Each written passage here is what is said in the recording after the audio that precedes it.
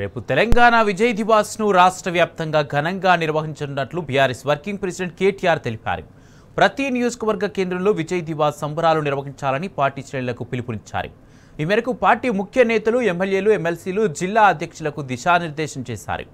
కేసీఆర్ చేపట్టిన ఆమరణ నిరాహార దీక్షకు తలొగ్గి కేంద్ర ప్రభుత్వం తెలంగాణ రాష్ట్ర ఏర్పాటు ప్రక్రియను ప్రారంభిస్తున్నట్లు ప్రకటించిన రోజే డిసెంబర్ 9 అని కేటీఆర్ గుర్తు చేశారు.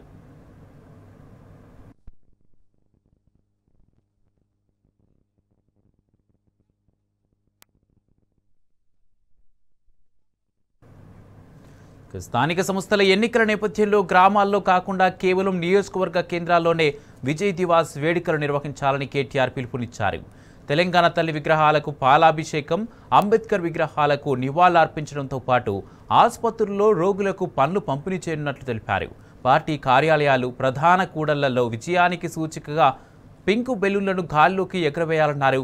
హైదరాబాద్ నిమ్స్, గాంధీ ఆసుపత్రుల్లో ప్రత్యేక కార్యక్రమం నిర్వహించనున్నట్లు కేటీఆర్ స్పష్టం చేశారు.